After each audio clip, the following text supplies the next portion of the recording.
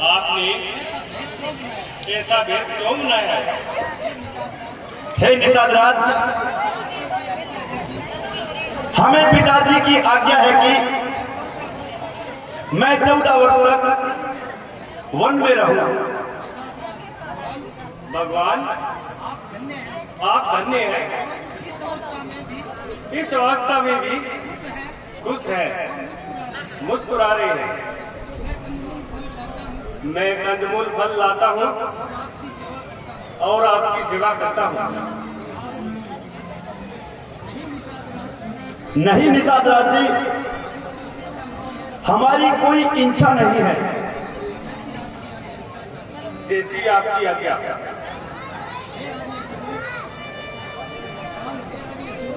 हे आर्य सुमंत, अब वापिस आप अयोध्या को लौट जाइए और पिताश्री को धीरज बंधवाइए। आपका यहां से वापिस लौट जाना ही उचित है।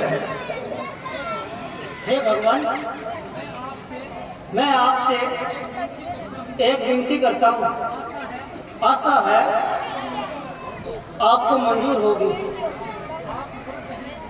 आप वर्द हैं, जो कुछ भी कहेंगे ठीक कहेंगे। हे महाराज, आज आपकी आज्ञा का पालन हो गया, इसलिए आप अयोध्या वापस चलिए। हे मंत्री जी, अगर ये शब्द किसी साधारण पुरुष ने कहे होते तो मुझे इतना अफसोस नहीं होता। सत्य के मार्ग पर चलने वाले हैं आप, वर्द मंत्री हैं। क्या ऐसा हो सकता है मैं 14 वर्ष की समाप्ति के बिना कदम रख दूंगा, अयोध्या वापिस चला जाऊंगा? हे भगवान, आप मेरी बात मान लो। मैं जाते जाते आपसे एक अर्ज करता हूं। कहो आर्य सुमंत, आप क्या कहना चाहते हो? बेटी सीता को वन में जाते देख नहीं सकते, मुझे भी दुख होता है।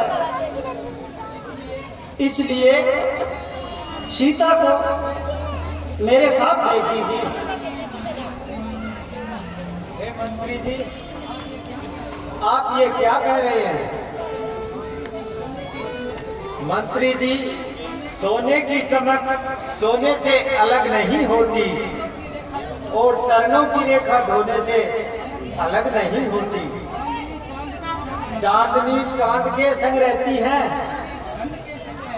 और बिजली घर के संग रहती है, पति पत्नी के संग रहती है, जल सृष्टि के संग रहती है।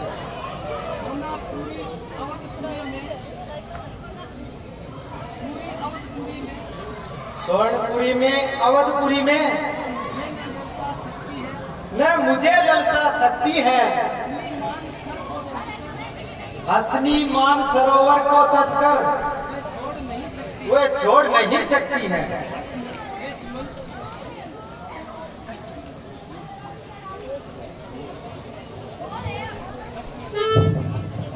हे सुमंत, तुम लौट कर जाओ, हमें वहां नहीं जाना है। जिस राजा के यहाँ कोई न्याय नहीं है, कहना माता के दई से घी के चिराग जलाए, हम कांटे से निकल गए, निष्कंठ राग चलाए। ये भी कह देना क्षमा करे, हम बेटे मेहरदारी हैं, जो कृपा उन्होंने हम पे की उसका लक्ष्मण आभारी है। नहीं भैया लक्ष्मण, माता के लिए ऐसे शब्द नहीं कहे जाते हैं।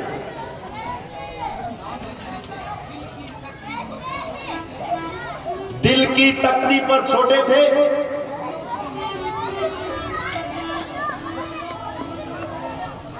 वचनों को मत लिख लेना तुम, कसम तुम्हें राम की है, इतना कह देना तुम। माता के आशीर्वाद हमें कुशल सहित घर वापस आएंगे। जब 14 वर्ष पूरे होंगे